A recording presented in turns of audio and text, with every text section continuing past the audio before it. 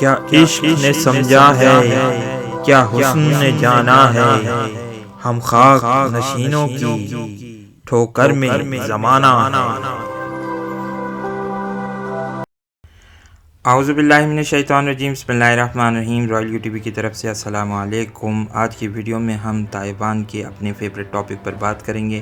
اس وقت چین کی طرف سے ایک بہت ہی اہم خبر پوری دنیا کے اخبارات میں شائع ہوئی ہے، جس میں کہا گیا ہے کہ اگر تائیوان نے اپنی آزادی کا اعلان کیا تو اس کا مطلب جنگ ہوگی۔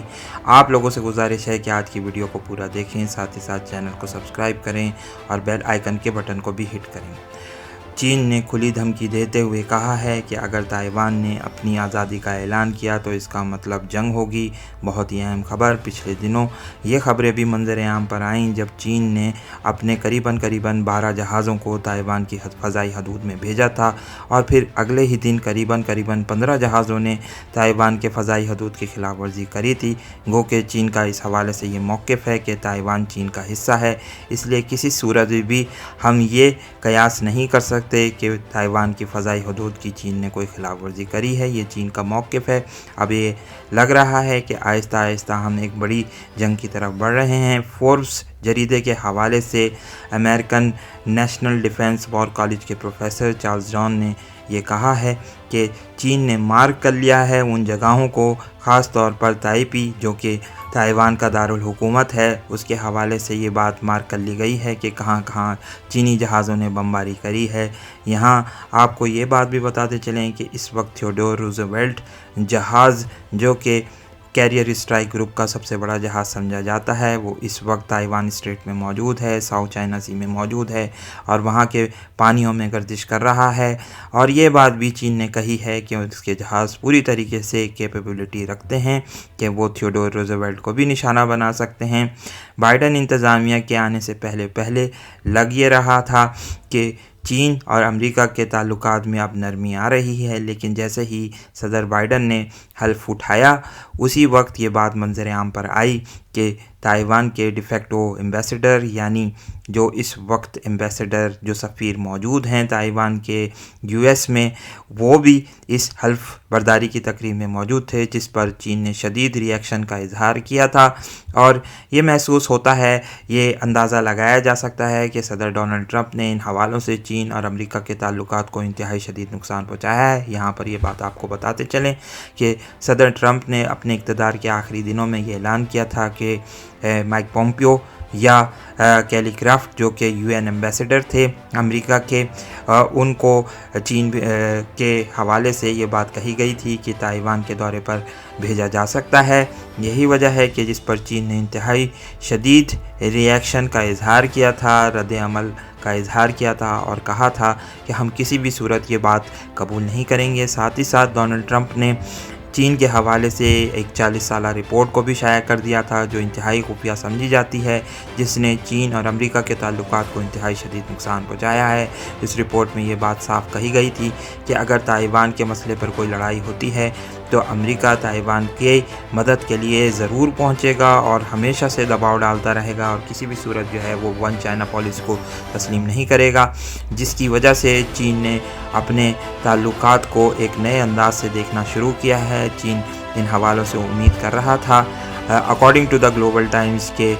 بائیڈن انتظامیہ جب آئے گی تو حقیقی طور پر جو امریکہ اور چین کے تعلقات میں کچھ بہتری پیدا ہوگی، لیکن اب گلوبل ٹائمز ان حوالوں سے یہ خبریں شائع کر رہا ہے۔ متعدد مواقع پر ہم نے یہ بات دیکھی کہ انہوں نے یہ بات کہی ہے کہ چین اور امریکہ کے تعلقات میں اب کوئی بہتری نظر آنے کی امید باقی نہیں رہی ہے اور امریکی انتظامیہ کا رویہ غرور پر مبنی رہے گا۔ یہی وجہ ہے کہ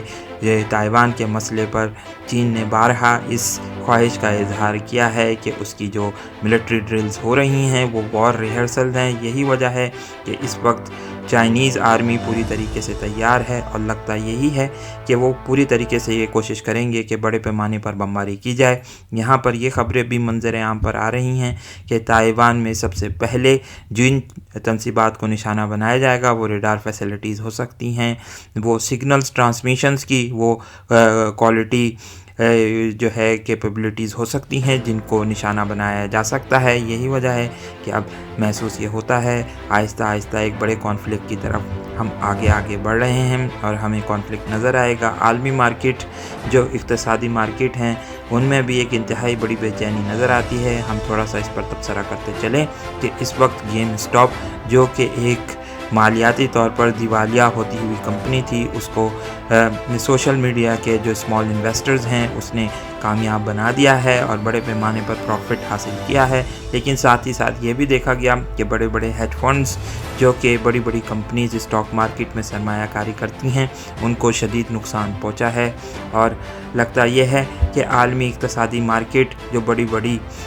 مارکیٹیں ہیں، جو بڑے بڑے اسٹاک ایکسچینجز ہیں، ان کو شدید نقصان ہو رہا ہے۔ آہستہ آہستہ جو ان حوالوں سے ہم مزید خبریں دیکھ رہے ہیں، ساتھ ہی ساتھ یہ بات بھی دیکھ رہے ہیں کہ ایک بڑی بے چینی پائی جاتی ہے اور عالمی اقتصادی نظام کو شدید خطرات لاحق ہو چکے ہیں۔ اور ساتھ ہی ساتھ یہ بھی بات دیکھی گئی ہے کہ بٹ کوائن کی پرائسز اس وقت انتہائی اوپر جاتی ہوئی نظر آتی ہیں، جس سے یہ بات بھی محسوس ہو رہی ہے کہ عالمی مالیاتی کرنسیوں پر لوگوں کا اعتماد کمزور ہو رہا ہے، اور لوگ خصوصی طور پر، جیسا کہ ہم نے اپنی پچھلی متعدد 12 ویڈیوز میں یہ بات ذکر کیا تھا کہ ان حوالوں سے دیکھا جائے تو لوگوں کا اعتماد کمزور ہو رہا ہے۔ ہم دوبارہ تائیوان کے مسئلے کی طرف آتے ہیں۔ تائیوان پر جو چائنیز ملٹری ہے وہ بڑی بڑی اپنی سرگرمیاں جاری رکھے ہوئے ہے۔ وہ کوشش یہ کر رہی ہے کہ تائیوان کا محاصرہ کر کے اس کو گھٹنے ٹیکنے پر مجبور کیا جا سکے، یا پھر وہ ان حوالوں سے بھی دیکھا جائے وہ یہ کوشش کر رہے ہیں کہ چائنیز کسی غلطی کا فائدہ اٹھائیں، تائیوان کوئی بڑی غلطی کرے اور پھر اس پر بڑے پیمانے پر بمباری کی جائے۔ یہاں آپ کو یہ بات بھی بتاتے چلیں کہ زیان H6 کے نیوکلیئر کیپیبلٹی کا حامل یہ بومبر طیارہ اس وقت تائیوان کی فضائی حدود میں بارہا پرواز کر چکا ہے، اور ساتھ ہی ساتھ ہم نے یہ بات بھی دیکھی ہے، چائنا کی طرف سے یہ خبریں آتی رہی ہیں کہ یہ Theodore Roosevelt American aircraft carriers کو نشانہ بنانے کی انتہائی شاندار صلاحیت رکھتا ہے، ساتھ ہی ساتھ یہ ان پر نیوکلیئر حملہ بھی کر سکتا ہے اور ڈبو سکتا ہے۔ محسوس یہ ہوتا ہے کہ چین اور امریکہ ایک بڑے کانفلکٹ کی طرف جا رہے ہیں۔ بائیڈن انتظامیہ نے اپنی متعدد مواقع پر یہ بات کہا ہے کہ ہم تائیوان کو راک سالڈ سپورٹ دیتے ہیں، اور اسٹیٹ ڈپارٹمنٹ نے بھی متعدد بیانات جاری کیے ہیں، جس سے چین اور امریکہ کشیدگی میں مزید اضافہ ہوتا چلا گیا ہے، اور خاص طور پر انڈیا کے حوالے سے بھی یہ باتیں نظر آئیں۔ جب بائیڈن انتظامیہ نے حلف اٹھایا تو ان کے بڑے بڑے عہدیداروں نے انڈیا کو فون کیا اور چین کے حوالے سے اپنے خدشات کا اظہار کیا، ساتھ ہی ساتھ لداخ کے مسئلے پر انڈیا کے عہدیداران کو اپنی سپورٹ کا یقین بھی دلایا تھا، جس سے یہ محسوس ہوتا ہے کہ بائیڈن انتظامیہ ایک انتہائی سخت موقف چین کے خلاف اختیار کرے گی۔ یہی وجہ ہے کہ گلوبل ٹائمز اب اپنی جگہ جگہ اپنی خبروں میں انڈیا کا ذکر کرتا ہوا نظر آتا ہے۔ چائنیز کے حواسوں پر اس وقت انڈیا پوری طریقے سے حاوی ہو چکا ہے، کیونکہ چائنیز یہ سمجھتے ہیں کہ انڈیا ان کا سب سے بڑا دشمن ہے، اور خاص طور پر وہ کوشش یہ کر رہا ہے۔ دیکھنا یہ ہوگا کہ یہ لداخ کی صورتحال انڈیا اور چائنا کو کس بڑی جنگ کی طرف لے کر جاتی ہیں۔ 2021 کا آغاز ان دو بڑے مسئلوں کی طرف سے ہوا ہے، جس میں تائیوان اور لداخ کا مسئلہ سر فہرست نظر آتے ہیں۔ ساتھ ہی ساتھ عالمی مارکیٹوں میں جو بھونچال آیا ہوا ہے وہ بھی یقینی طور پر ان تمام واقعات کو متاثر کرے گا۔ ہم دیکھتے ہیں کہ 2021 میں مزید واقعات کیا نمودار ہوتے ہیں۔ کیا امریکہ